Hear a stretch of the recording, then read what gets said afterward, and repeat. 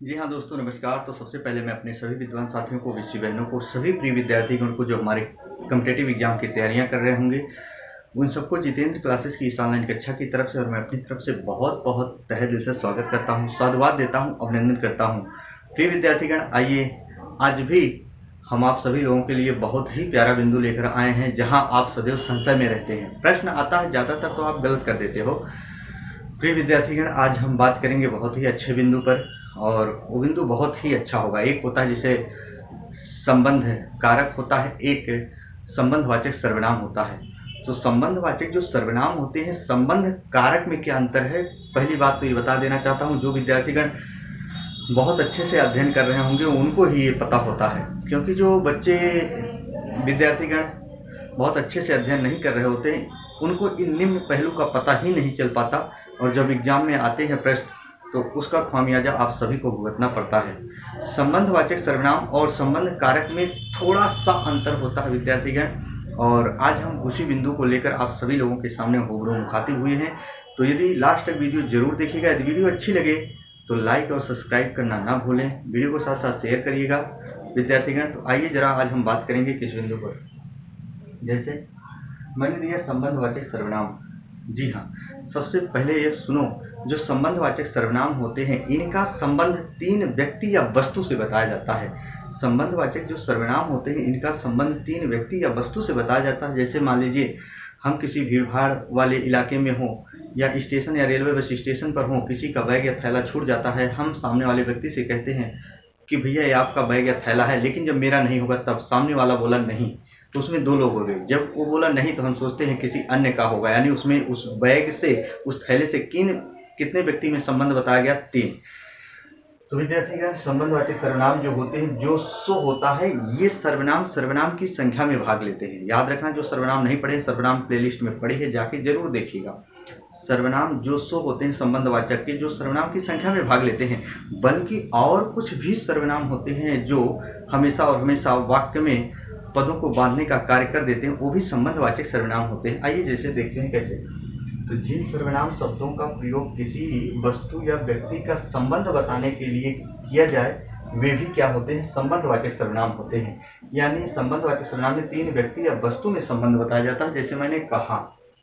जी हाँ, इनका प्रयोग वाक्य में दो शब्दों को जोड़ने के लिए किया जाता है, जैसे मैंने कहा इनका प्रयोग। जबकि दो सर्वनाम ही होते हैं जो सर्वनाम की संख्या में भाग लेते हैं, किताबों में वही मिलेगा, लेकिन इसके अलावा भी कौन सर्वनाम आ जाए अगर वाक्य में, तो भी संबंधवाचक सर्वनाम होंगे। जैसे विद्यार्थीगण, ये कहीं भी आ जाए, जीवन में याद रखना, नोट करना।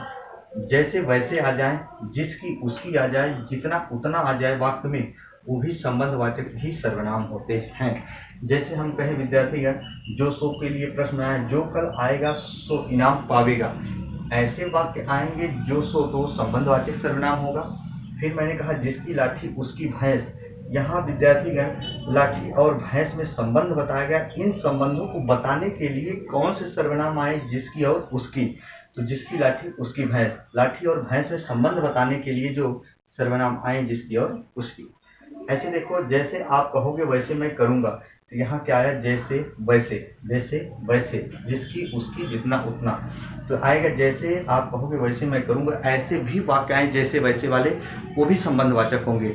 जो सो के अलावा इतना याद रखना, नहीं तो गलत कर दोगे। जी हाँ, फिर मैंने कहा जितना गुड़ डालोगे उतना मीठा होगा, जितना उतना आया विद्यार्थीगण, मैंने लिखा जितना उतना, तो इनको भी इनके अलावा याद रखना है। पर ये जो सर्वनाम और ऑलरेडी मैंने लिखा है, ये सर्वनाम की संख्या में भाग नहीं लेते, इतना याद रखना। अच्छा, जो संबंधवाचक सर्वनाम होते हैं इनको तीन भागों में बांटा जाता है, एक उत्तम, मध्यम, एक अन्य। उत्तम जो होते हैं पुरुष, उसमें मेरा, मेरी, मेरे अर्थात हमारा, हमारी, हमारे आता है। मध्यम पुरुष में आपका, आपकी, आपके, तुम्हारा, तुम्हारी, तुम्हारे आता है। अन्य में इसका, इसकी, इसके, उसका, उसकी, उसके, जिसका, जिसकी, जिसके, इनकी, इनके, किनका, किनकी, किनके, उनका, उनकी, उनके आता है। बात समझना, जैसे मैंने ऑलरेडी यहाँ लिखा है। जी हाँ, इसके साथ साथ अगर ऐसे वाक्य दे तो भी संबंधवाचक सर्वनाम होता है। विद्यार्थीगण, इसके लिए नदी और नाले उफान पे आ जाने चाहिए। यदि वीडियो अच्छी लगे तो लाइक और सब्सक्राइब करना ना भूलें, ऐसा आपको पहली बार मिल रहा होगा। और एग्जाम में प्रश्न यही आते हैं जो आपका भाई, आपका दोस्त, आप तक ये बिंदु पहुंचा रहा है, साझा कर रहा है। यह मेरी पुस्तक है। अगर ये हटा दे तो ये वाक्य किसका होगा विद्यार्थी का? निश्चयवाचक सर्वनाम, क्योंकि इसके बारे में आप जानते हो, वीडियो ऑलरेडी पढ़ चुकी है। अगर इसी के नीचे रेखांकन दे दे, अब पूछे यहाँ यह मेरी पुस्तक है, तब आपसे पूछ रहा है ये मेरी जो शब्द है यानी जो सर्वनाम है ये कौन सा सर्वनाम होगा? यानी यह मेरी पुस्तक, मेरी के नीचे जब अंडरलाइन कर दे तो आपको बताना है संबंधवाचक सर्वनाम होगा। क्यों? क्योंकि मेरा, मेरी, मेरे, हमारा, हमारी, हमारे, ये सब जो सर्वनाम होते हैं वो संबंधवाचक सर्वनाम में होते हैं। क्योंकि पुरुषवाचक जो सर्वनाम होता है उत्तम पुरुष मैं हम होता है, उत्तम पुरुष में तू तुम आप होता है, अन्य पुरुष में यह वह ये वे होते हैं। जबकि पुरुषवाचक सर्वनाम में मेरा, मेरी, मेरे, हमारा, हमारी, हमारे, तुम्हारा, तुम्हारी, तुम्हारे, इसका, उसकी, उसके, जिसका, जिसके, जिसके, किनका, किनकी, किनके, उनका, उनकी, उनके, ये सर्वनाम नहीं आते हैं प्रिय विद्यार्थीगण।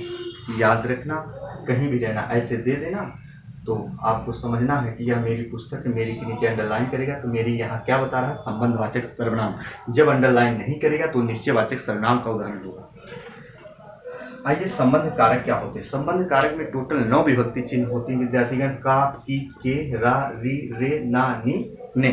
जी हाँ, आइए संबंधवाचक सर्वनाम के पहले मुख्य तत्व बता देते हैं।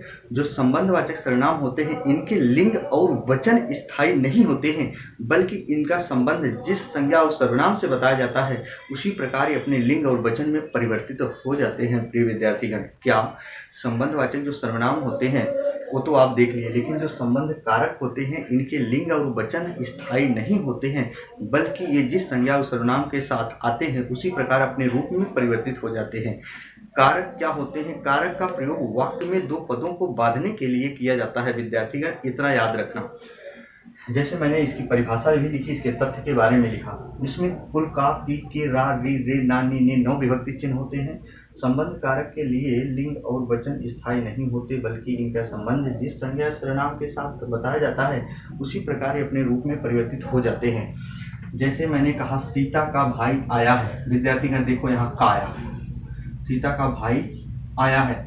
अगर सीता का भाई की जगह यहाँ पर बहन लिख दें तो याद रखना बहन के अनुसार संबंध कारक के लिंग और वचन जो है स्थायी नहीं होंगे, ये तुरंत परिवर्तित हो जाएंगे। अगर बहन लिख दे तो बहन लिखते ही यहाँ का की जगह ये अब की होना चाहिए, ये अपने आप परिवर्तित हो जाएगा, हमेशा और हमेशा बदलने की जरूरत नहीं है।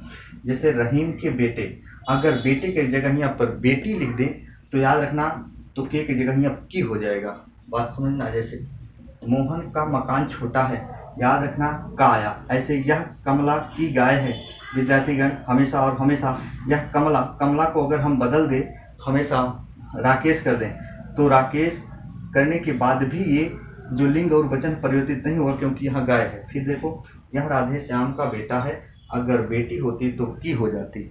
जैसे सीतापुर मोहन का गांव है, तो विद्यार्थीगण का, की, के, रा, री, रे, ना, नी, ने जहाँ भी वाक्य में आए हमेशा और हमेशा वो संबंध कारक होंगे। एक बार और समझो, जैसे मैंने कहा विद्यार्थीगण, यहाँ कुछ मैंने प्रश्न लिखा, जैसे मैंने कहा राम का भाई, हमने कहा जो संबंधवाचक जो संबंध कारक होते हैं इनके लिंग और वचन स्थायी नहीं होते, बल्कि इनका संबंध जिस संज्ञा सर्वनाम के साथ बताया जाता है उसी प्रकार अपने रूप में परिवर्तित हो जाते हैं। जैसे का है, अगर भाई के जगह यहाँ पर बहन लिखें तो याद रखना का अपने आप में ये परिवर्तित हो जाएगा की में, तो राम की बहन, तो ये भी क्या होगा? संबंध कारक होगा, बात समझना। अब आप एक बार मिलान करें, स्क्रीनशॉट लें।